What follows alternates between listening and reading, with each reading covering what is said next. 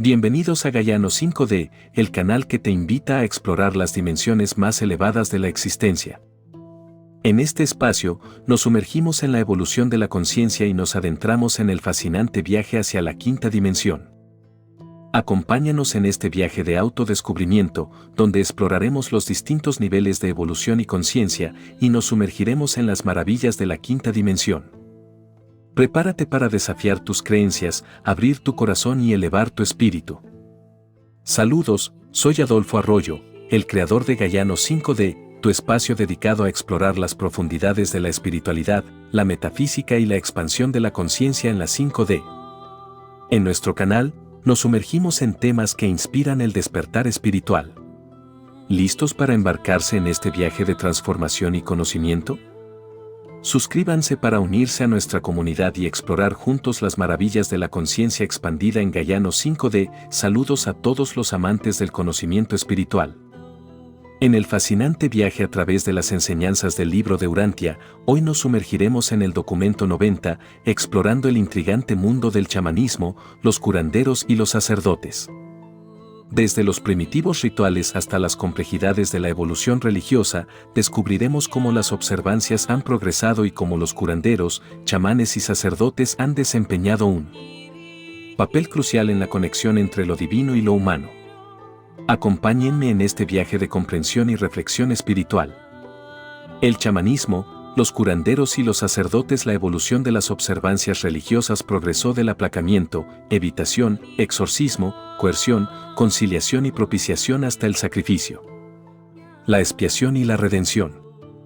La técnica del rito religioso pasó de las formas del culto primitivo, a través del fetichismo, a la magia y a los milagros, y a medida que el rito se tornaba más complejo en respuesta al concepto cada vez más complejo del hombre sobre los reinos supermateriales, estuvo inevitablemente dominado por los curanderos, chamanes y sacerdotes. En los conceptos en avance del hombre primitivo, se llegó a considerar que el mundo espiritual no era sensible al mortal común. Solo los seres humanos excepcionales podían llegar a oídos de los dioses, solo el hombre o la mujer extraordinarios podían ser escuchados por los espíritus. Así pues, la religión entra en una nueva fase, una etapa en la cual gradualmente se vuelve un procedimiento de segunda mano. Siempre tiene que intervenir un curandero, un chamán o un sacerdote entre el religioso y el objeto de la adoración. Y ahora la mayor parte de los sistemas de creencia religiosa organizada en Urantia están pasando por este nivel de desarrollo evolucionario.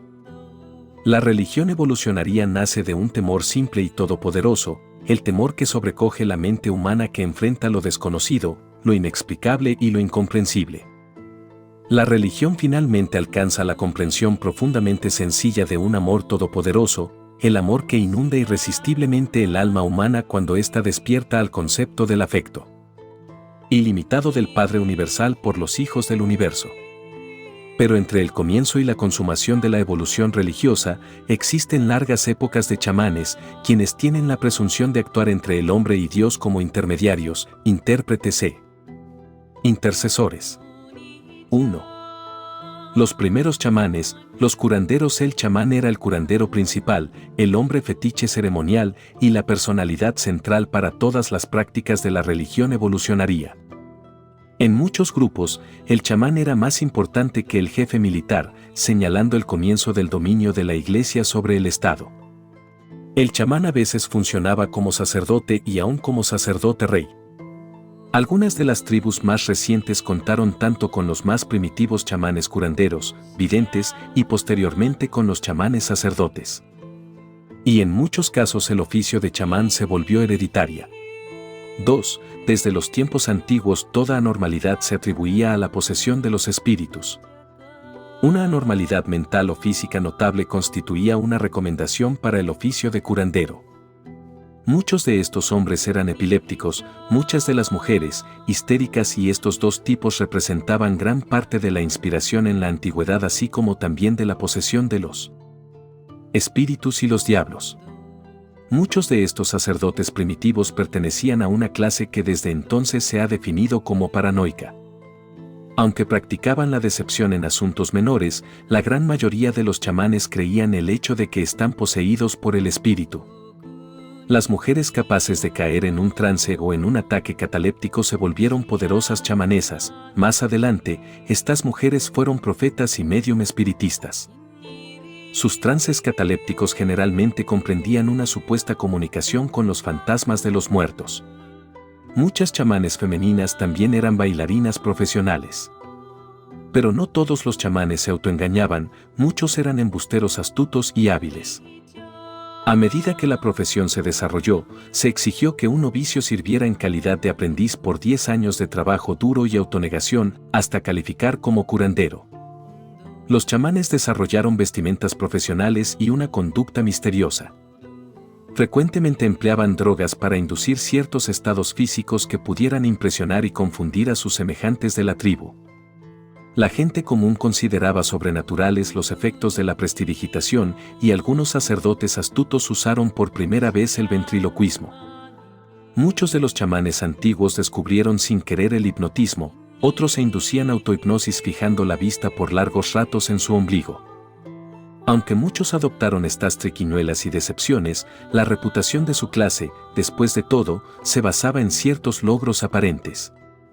Si un chamán fracasaba en sus empresas y era incapaz de presentar una explicación plausible, se lo degradaba o se le mataba. Así pues, los chamanes honestos perecían pronto, solo los actores astutos sobrevivían. El chamanismo fue el que quitó la dirección exclusiva de los asuntos de la tribu de las manos de los bejancones y de los fuertes para entregársela a los astutos, los hábiles y los perspicaces. 2. Las prácticas chamanísticas. El arte de conjurar a los espíritus era un procedimiento muy preciso y altamente complicado, comparable a los ritos actuales de la Iglesia celebrados en una lengua antigua. La raza humana muy pronto buscó la ayuda sobrehumana, la revelación, y los hombres creían que el chamán realmente recibía dichas revelaciones. Aunque los chamanes utilizaban el gran poder de la sugestión en su trabajo, se trataba casi invariablemente de sugestión negativa. Solo en tiempos muy recientes se ha empleado la técnica de la sugestión positiva. En el desarrollo temprano de su profesión, los chamanes comenzaron a especializarse en distintas vocaciones, tales como hacer llover, curar enfermedades y detectar crímenes. Curar enfermedades no fue, sin embargo, la función principal de los curanderos chamánicos. Su función era más bien conocer y controlar las vicisitudes del vivir. La necromancia, el arte negro, tanto religiosa como secular de la antigüedad, se denominaba arte blanco si lo practicaban los sacerdotes, videntes, chamanes o curanderos. Los practicantes del arte negro se llamaban hechiceros, magos, brujos, encantadores, nigromantes, conjuradores y adivinos. A medida que pasó el tiempo, todos estos supuestos contactos con lo sobrenatural fueron clasificados de brujería o chamanería. La brujería comprendía la magia efectuada por espíritus más primitivos, irregulares y no reconocidos. La chamanería tenía que ver con los milagros realizados por espíritus regulares y por los dioses reconocidos de la tribu. En tiempos más recientes, el brujo fue asociado con el diablo, de manera que estuvo listo el escenario para las muchas exhibiciones comparativamente recientes de intolerancia religiosa. La brujería fue religión para muchas tribus primitivas. Los chamanes creían firmemente en la misión del azar como revelador de la voluntad de los espíritus, frecuentemente echaban suertes para llegar a una decisión. Los residuos modernos de esta tendencia a echar suertes se ilustran no solo en los muchos juegos de azar, sino también en las conocidas rimas de eliminación. Antiguamente, la persona eliminada debía morir, ahora tan solo está afuera en los juegos de niños. Lo que había sido asunto serio para el hombre primitivo ha sobrevivido como diversión del niño moderno.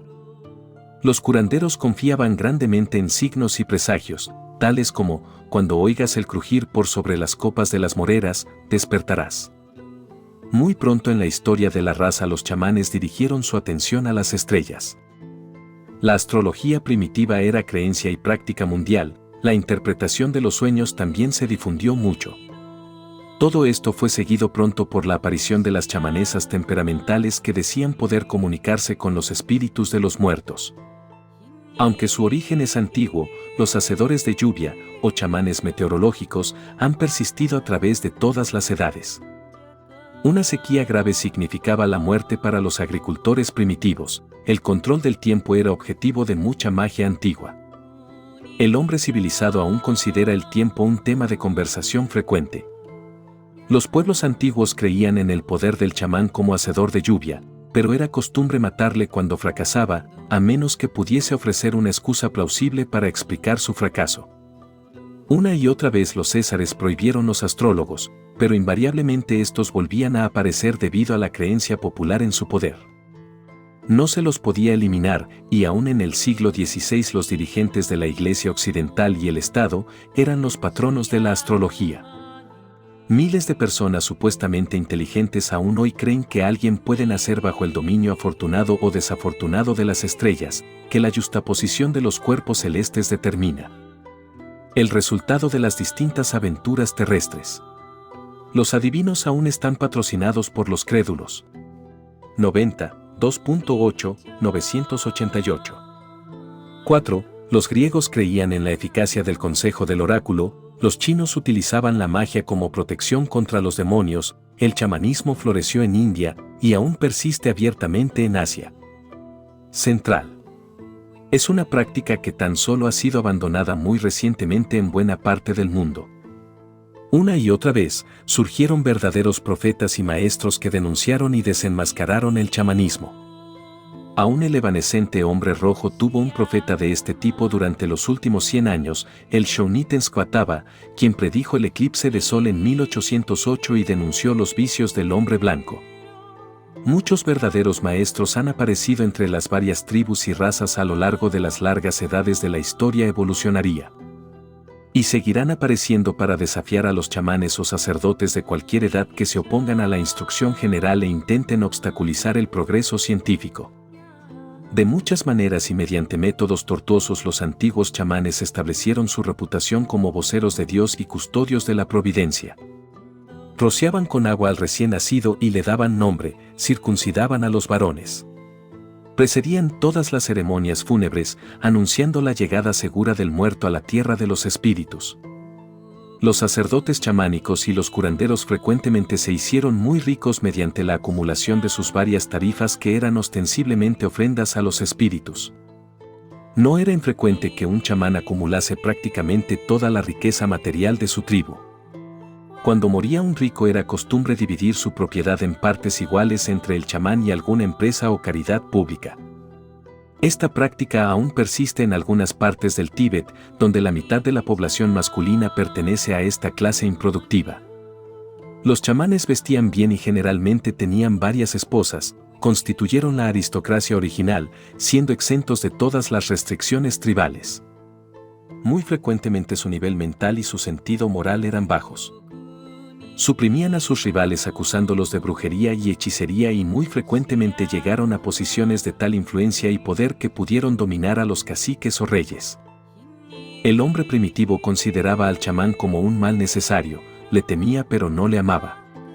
El hombre primitivo respetaba el conocimiento, honraba y premiaba la sabiduría.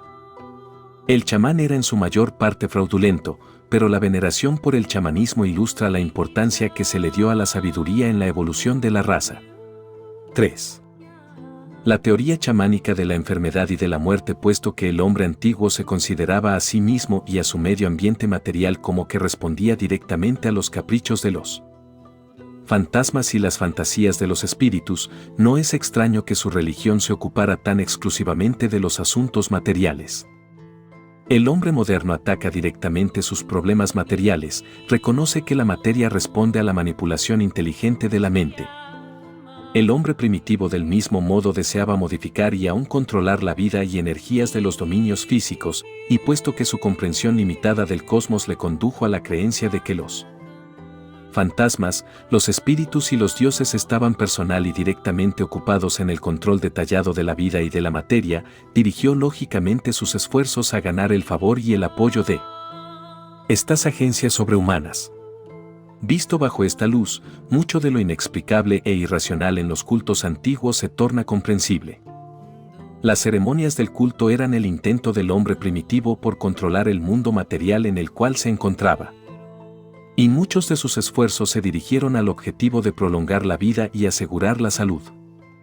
puesto que todas las enfermedades y la muerte misma originalmente se consideraban fenómenos espirituales, era inevitable que los chamanes, al actuar como curanderos y sacerdotes, también laboraran como médicos y cirujanos.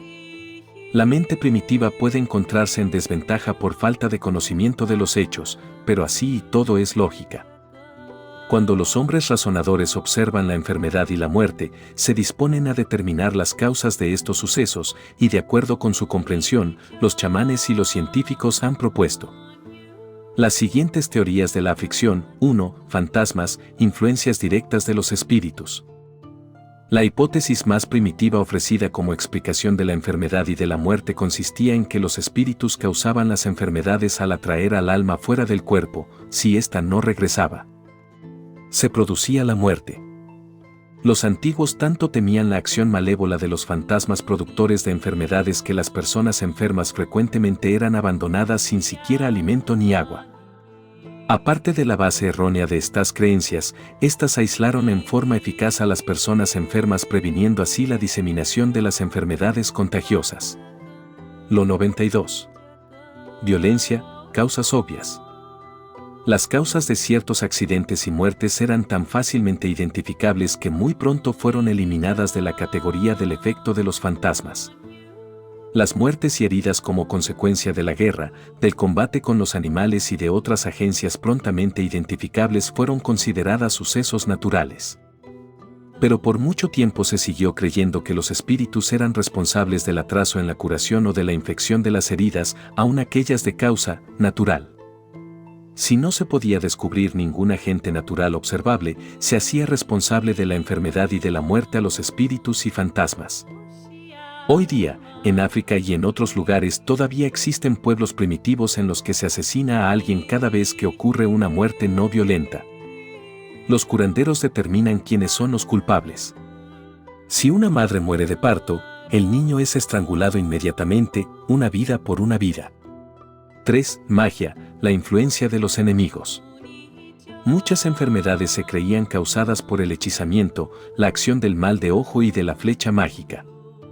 En cierta época era realmente peligroso señalar con el dedo a una persona, aún hoy día se lo considera mala educación.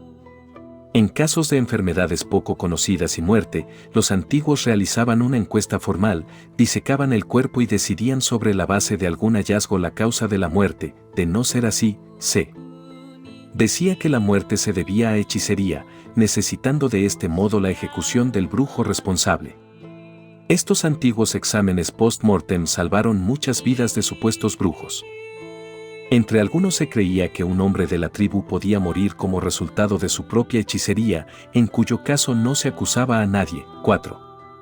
Pecado, castigo por violación del tabú. En tiempos comparativamente recientes se ha creído que la enfermedad es un castigo por el pecado, personal o racias.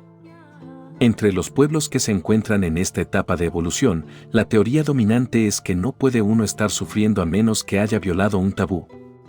Considerar la enfermedad y el sufrimiento como flechas del Todopoderoso dentro de ellos es típico de tales creencias. Los chinos y los mesopotamios por mucho tiempo consideraron la enfermedad consecuencia de la acción de los demonios malignos, aunque los caldeos también consideraron a las estrellas como causantes de sufrimiento. Esta teoría de la enfermedad como consecuencia de la ira divina aún prevalece entre muchos grupos de urantianos supuestamente civilizados. 5. Causa natural. La humanidad ha aprendido muy lentamente los secretos materiales de la interrelación de causa y efecto en los dominios físicos de la energía, la materia y la vida. Los antiguos griegos, habiendo preservado las tradiciones de las enseñanzas de Adamson, fueron entre los primeros en reconocer que toda enfermedad es consecuencia de causas naturales. Lentamente y con seguridad la evolución de la era científica está destruyendo las teorías antiguas del hombre sobre la enfermedad y la muerte. La fiebre fue uno de los primeros sufrimientos humanos que se eliminaron de la categoría de los desórdenes sobrenaturales, y progresivamente la era de la ciencia ha roto las cadenas de la ignorancia, que por tanto tiempo aprisionaron la mente humana. La comprensión de la vejez y del contagio está obliterando gradualmente el temor del hombre a los fantasmas, espíritus y dioses como causantes personales del sufrimiento humano y del dolor mortal. La evolución obtiene indefectiblemente su fin, imbuye al hombre de ese temor supersticioso de lo desconocido y terror de lo invisible que constituye el andamiaje del concepto de Dios. Habiendo presenciado el nacimiento de una comprensión avanzada de la deidad, a través de la acción coordinada de la revelación, esta misma técnica de la evolución pone en movimiento infaliblemente aquellas fuerzas del pensamiento que obliterarán inexorablemente el andamiaje que ya ha cumplido su misión. 4. La medicina bajo los chamanes. Toda la vida del hombre primitivo era profiláctica, su religión era, en medida no pequeña, una técnica para la prevención de las enfermedades. A pesar del error de sus teorías, los hombres se dedicaban de todo corazón a ponerlas en efecto, tenían un fe ilimitada en sus métodos de tratamiento y eso, de por sí, es un poderoso remedio. La fe requerida para mejorar bajo las tontas ministraciones de uno de estos antiguos chamanes no era, después de todo, materialmente diferente de la que se requiere para ser curados a manos de uno de sus sucesores más recientes que tratan la enfermedad en forma no científica. Las tribus más primitivas temían grandemente a los enfermos, y por largas épocas estos eran evitados cuidadosamente y vergonzosamente descuidados. Fue un gran avance en las tendencias humanitarias cuando la evolución de la chamanería produjo sacerdotes y curanderos que consentían en tratar las enfermedades. Entonces se volvió costumbre que todo el clan se reuniese en el cuarto del enfermo para ayudar al chamán en aullar hasta que los fantasmas de la enfermedad fueran expulsados. No era infrecuente que una mujer fuera la chamán a cargo del diagnóstico, mientras que un hombre administraba el tratamiento. El método común de diagnosticar la enfermedad consistía en examinar las entrañas de un animal. La enfermedad se trataba con cantos, aullidos, imposiciones de las manos, respirar sobre el paciente y muchas otras técnicas. En tiempos más recientes se difundió la técnica de llevar al enfermo a dormir al templo, periodo durante el cual supuestamente se producía la curación. Los curanderos finalmente ensayaron una cirugía auténtica en relación con el sueño en el templo. Entre las primeras operaciones fue la de trepanar el cráneo para que el espíritu del dolor de cabeza pudiera escapar. Los chamanes aprendieron a tratar las fracturas y dislocaciones, a abrir abscesos y furúnculos. Las chamanesas se volvieron adeptas en el trabajo de parteras. Era método común de tratamiento frotar un objeto mágico sobre el punto infectado o manchado del cuerpo, luego tirar afuera el amuleto, y supuestamente así se efectuaba la curación. Si alguien por casualidad levantaba el amuleto arrojado, se creía que inmediatamente adquiriría la infección o mancha. Pasó mucho tiempo antes de que se introdujeran hierbas y otros medicamentos verdaderos. El masaje se desarrolló en relación con el encantamiento, la idea de frotar el espíritu afuera del cuerpo, y este estaba precedido por el frotamiento del remedio para que penetrara en el cuerpo, así como los modernos intentan frotar ungüentos. La aplicación de ventosas y el chupar de las partes afectadas, juntamente con la sangría, se consideraba útil para expulsar al espíritu productor de la enfermedad. Puesto que el agua era un fetiche poderoso, se la utilizaba en el tratamiento de muchas enfermedades. Por mucho tiempo se creyó que el espíritu que causaba el malestar se podía eliminar por el sudor. Los baños de vapor se consideraban en gran estima. Pronto florecieron las fuentes naturales calientes como centros de salud primitivos. El hombre primitivo descubrió que el calor podía aliviar el dolor, usó el calor del sol, órganos frescos de animales recién matados, la arcilla caliente y las piedras calientes, y muchos de estos métodos aún se emplean. Se practicaba el ritmo para influir sobre los espíritus, los tantanes eran universales. Entre algunos pueblos la enfermedad se consideraba causada por una conspiración maligna entre espíritus y animales. Esto originó la creencia de que existía un remedio beneficioso proveniente de una planta para cada una de las enfermedades causadas por los animales. El hombre rojo estaba especialmente dedicado a la teoría de la planta para los remedios universales. Siempre colocaban una gota de sangre en el agujero que quedaba donde había estado la raíz cuando se desarraigaba una planta. El ayuno, la dieta y los autoirritantes se usaban frecuentemente como medidas de curación. Las secreciones humanas, siendo definitivamente mágicas, se consideraban en gran estima. La sangre y la orina fueron pues entre los remedios más primitivos y pronto fueron perfeccionados añadiendo raíces y sales varias. Los chamanes creían que los espíritus de la enfermedad podían ser expulsados del cuerpo por remedios malolientes y de mal gusto. Muy pronto los purgantes se volvieron tratamiento de rutina y la utilidad de la cocoa y quinina cruda se contó entre los primeros descubrimientos farmacéuticos. Los griegos fueron los primeros en desarrollar en verdad métodos racionales de tratamiento de las enfermedades. Tanto los griegos como los egipcios recibieron su conocimiento médico del valle del Éufrates. El aceite y el vino fueron remedios muy primitivos para el tratamiento de las heridas, el aceite de castor y el opio fueron usados por los sumerios. Muchos de estos antiguos y eficaces remedios secretos perdían su poder al hacerse conocidos. El secreto siempre ha sido esencial para la buena práctica del fraude y de la superstición. Solo los hechos y la verdad cortejan la luz plena de la comprensión y se regocijan en la iluminación y esclarecimiento de la investigación científica.